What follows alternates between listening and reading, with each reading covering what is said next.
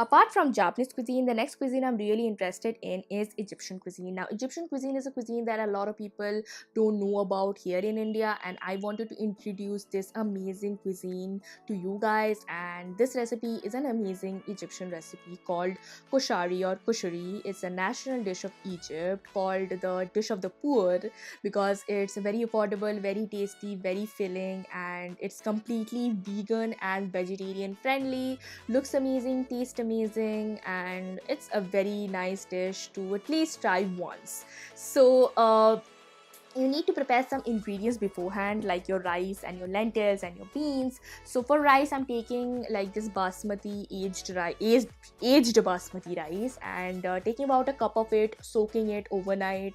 And also some beans, like garbanzo or chickpeas, and whole masoor dal or brown lentils, and also soaking them for lessening the cooking time. Some pasta, I'm using like macaroni pasta or elbow pasta, and also some vermicelli. I'm using roasted vermicelli. You can use any vermicelli of your choice, roasted or non-roasted. Now, roasted vermicelli adds a really nice like toasty flavor, so I'm adding that. About 2/3 cups of roasted vermicelli, and to that we are going to prepare our amazing sauce. Now, essentially koshari is made up of three major ingredients: your toppings or everything like rice and lentils, your sauce, and your vinaigrette.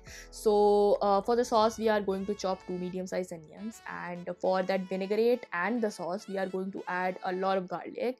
Now, since I'm adding a lot of garlic to my vinaigrette, I'm going to chop the whole garlic into as much finely as I can get. Now, don't mince it or form this paste kind of a consistency in a blender. I know it's easy, but if you do it this way, your vinaigrette won't taste that much empowering, or it won't like be a subtle kind of vinaigrette that you want in this dish. So you just need to chop it up. And next we are going to prepare some tomatoes for our tomato paste. Now, by like blanching it, you can remove your skin, but you can also remove it by a peeler, and it's a very important step to remove your skin and your seeds for the tomatoes to be not that much pungent and not that much acidic. So prepare 2.5 tomatoes, and for a vinaigrette, take up like a small bowl and prepare the vinaigrette the first thing, because you need to like let it sit for around like 5 to 10 minutes. So add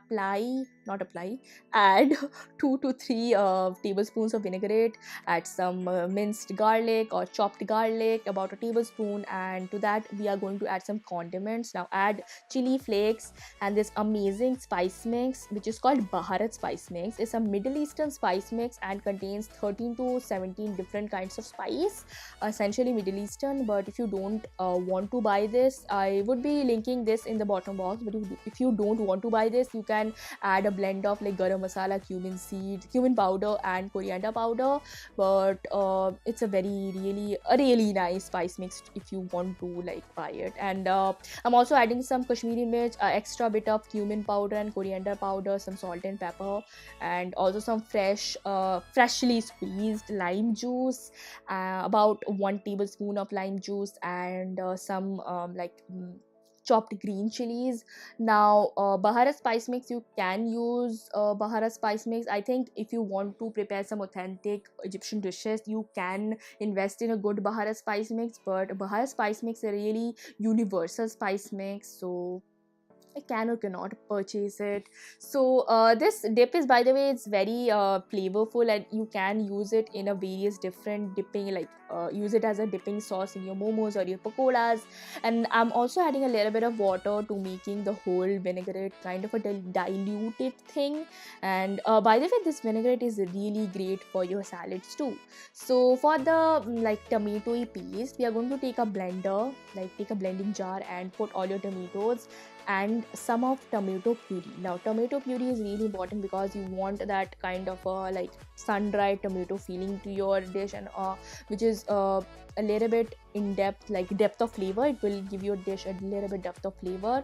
And some garlic and chili, and just blitz it and like keep it aside until you are going to cook your amazing sauce. By the way, this sauce is amazing for pastas too. So additionally, you can add a birista or crispy onion toppings to your dish. It's very traditional to Egyptian koshari. Now you can or cannot add that. just like chop your onions really finely, and like use some paper towels to like bring out all the moisture, like wring out all the moisture from the onions. And just before frying them, sprinkle it with some corn flour or cornstarch, and that would give your onions a really nice crispy texture. So for your like preparing your rice and vermicelli like mix, now you can prepare all of your like pasta, beans and lentils in one pot, but I prefer you to do like the lentils and beans and macaroni in 3 different separate pots, and only doing the vermicelli and rice first. So just add some oil, roast your vermicelli and put your rice, and then roast it again for 2 to 3 minutes. Now if you are using like non-roasted vermicelli, then you need to roast the vermicelli for about 5 to 10 minutes until it changes into this like dark brown color. And since I'm using like roasted vermicelli, I would be like roasting it for around like 2 minutes to 3 minutes max to max, and then I am going to add my rice, and again like mixing it for about 2 to 3 minutes. And to that we are going to add like double the amount of water to the rice. It's a universal rule, and about 2 cups of rice, no, about 2 cups of water to 1 cup of rice, what I'm saying. And you need to like first add some spices to it, by the way. So I'm adding this Baharat Spice mix, but again, if you don't want to add this or don't want to buy this, add a lot of cumin powder, a lot of coriander powder, a lot of garam masala powder, salt and pepper, and that would be it. So you need to cook the rice in a medium to low heat for around 10 to 15 minutes, and after that 15 minutes mark, you need to stir your rice around for it to lose its moisture completely. And after that you will have this perfect, amazing, fluffy rice. And that's a really nice component if you are like making it fancy and you don't want your rice to clump up. So we are going to prepare an amazing sauce. So for the sauce, take some oil, and I'm using canola oil, and you can use any other oil if you want, and add 1 teaspoon of like cumin seeds. It will add a really nice toasty flavor. So let it toast and infuse itself in the oil, and after that add your onions. Now don't add your garlic to the like oil, because it would like burn the garlic and it's not that much of a nice flavor. So I always add my garlic or my ginger after I add my onion. So caramelize the onions and then you can also add some jaggery or any kind of sweetener. Don't use any artificial sweetener, just add any jaggery or brown sugar or white sugar to help the onion caramelize a little bit better. Now after that, when the onions are caramelized, add your garlic, like the minced garlic. And also after like a while, when it's like 50% of it's cooked, add some select green chilies. I'm adding about 2, and stir it around for around a minute or so, and then add your amazing tomato paste. Now you're also going to add some water. Now add the same amount of water to your tomato paste. So I'm adding about a cup of tomato paste maybe, and adding the same 1 cup of water to it, and just using the blender technique, which you put your water in the blender that you have blended and use the last bit of remaining tomato paste.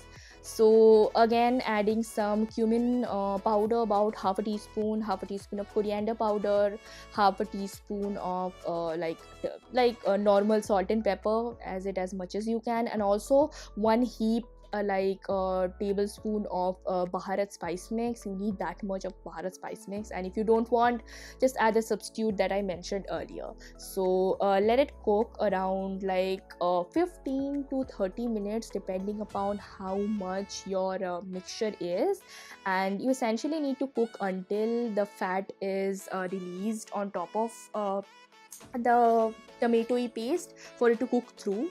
And you need to like stir it occasionally, like every 5 to 10 minutes you have to like open the lid and then like stir it. So cook it in a really low and medium sort of a heat, and when it's cooking you need to prepare your birista. So for preparing your birista or fried onions, you need to take oil, like plain simple flavorless oil, and sprinkle it with some like corn flour and fry your onions, and you will have this amazing like crunchy texture by the end of it. I will promise you this.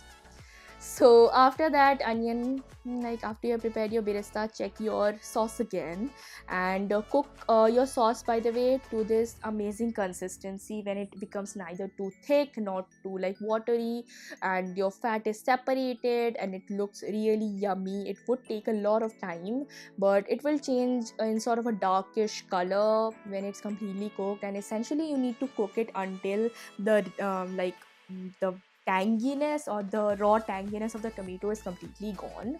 So it will require a lot of time, but that's just what food is about. So boil your lentils, boil your pasta, and boil your garbanzo beans or garbanzo beans. And you need you are prepared for setting up your amazing koshari. So additionally, I also like to add a bit of like freshness to my koshari, because it's such a heavy dish and I want some bit of herby and freshiness to it. So adding some coriander leaves would be really nice if you want that kind of a fresh flavor. And just take a plate, add your rice, add your lentils, add your beans, add your pasta, and layer everything up to look it make it pretty, and layer it with that amazing vinaigrette, that tomato paste, and also crispy fried onions, and lastly that hint of freshness from the coriander leaves. I promise you guys, this would be the amazing dish that you have ever tried.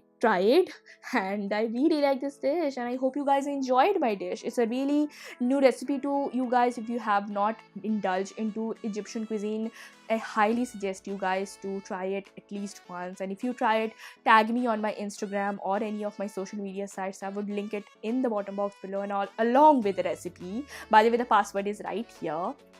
And I guess this will be my video of me making koshari and literally enjoying it. So hey guys, that was my video. I hope you enjoyed it. Subscribe and hit on that bell notification if you are new to my channel, and I will see you guys in my next video. So bye bye and take care.